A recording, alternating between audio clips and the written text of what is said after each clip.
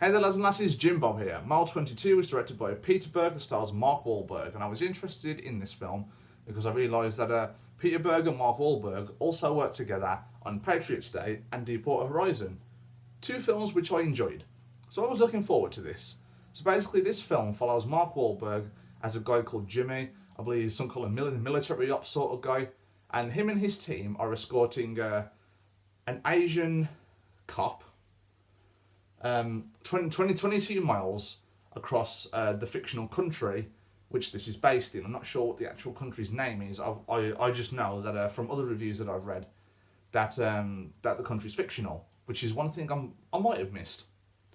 So I was like, okay, so it's basically an escorting mission film with loads of bad guys coming at this one target, and Mark Wahlberg and his team have to gun them all down and protect the guy and deliver him safe passage through to wherever he's going. So I was like, yeah, pretty much a straightforward film with a simple plot to follow.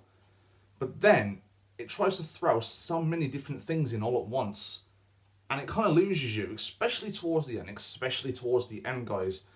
They throw in some kind of twist at the end, and it just doesn't work. It gets a little confusing. It's really hard to piece together towards the end. I mean, I found myself scratching my head. My friend was scratching his head.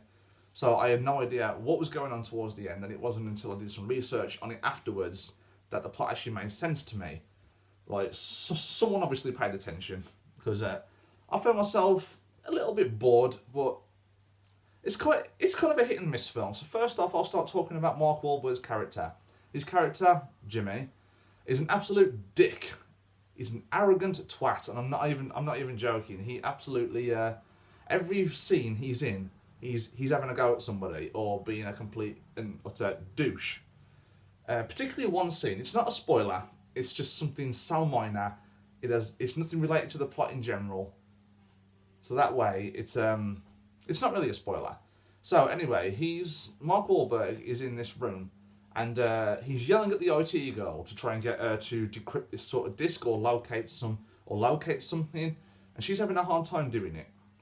And he is in her face, yelling at her, giving her a huge lecture, and he goes on for a solid like a solid minute and a half, just yelling and being a douche.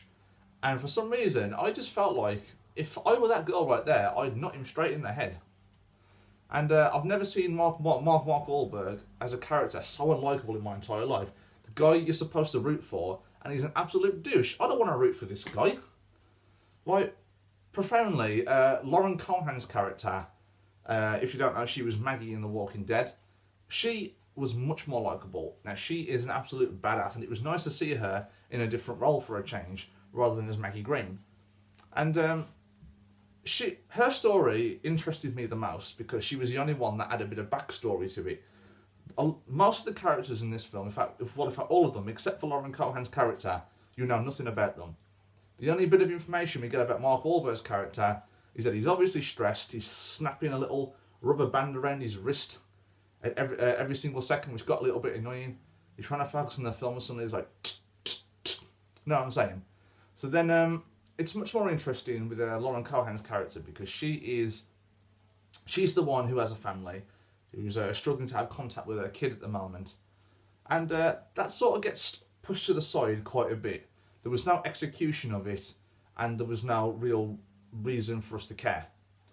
But she was the only character that had a bit of backstory, so she was the one that I would rather root for, rather than Mark Wahlberg's character. But I'm going to get into the main issues of this film now. Other than the fact that they try and chuck so many different things in at once, and the twist at the end was a bit like, what? It is the action. The action, it is horribly filmed. Seriously, I mean, for today's action standards, I've seen some great action films this year in particular, Mission Impossible Fallout being the best. And I was hoping that Hollywood and directors and everything would learn from past mistakes and don't chop the film up into shit. And pretty much you can't see what's going on.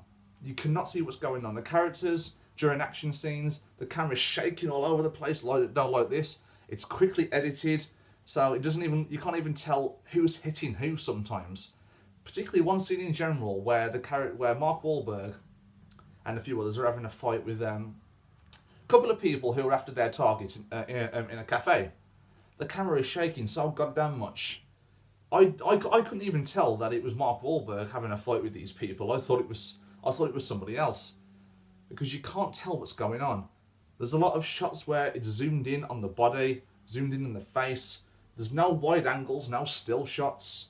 It's edited to shit. Now, it's not as bad as Taken 2, for example, but it is so irritating and you can't see what's going on.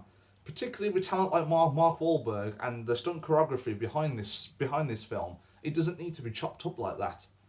The guy, one character in particular, I forgot the actor's name, but I know that he is actually a martial arts expert in real life. He doesn't need his scenes chopped up into pieces to see what's going on.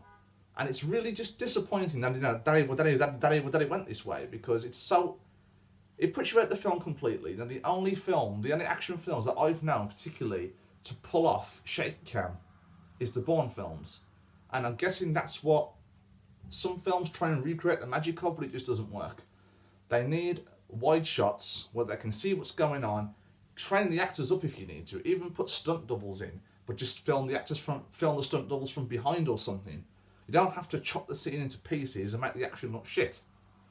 Now, that is my main issue about the film, other than the fact that it's really just all over the place. It's a bit of a mess. It has some moments of entertainment, particularly the shooting scenes are quite fun, whenever there's a big shootout, but when it comes to the hand-to-hand combat, you just can't see what the hell is going on. And that was my main issue with the entire thing. That and the characters literally have nothing to them. Mark Wahlberg is a dick in this film. It was just really disappointing, but it's definitely not the worst film I've seen this year. I will get into that at the end of the year. But as of now, Mile 22, 4.5 out of 10 from Jimbo Talks Movies. So, what did you think about Mile 22? Let me know down below in the comments. And here's my question for you today. What is your favourite Mark Wahlberg movie? Is it this one?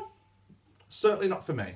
So, thank you very much, guys. If you like what you see, like and subscribe, and I will see you next time. Bye-bye.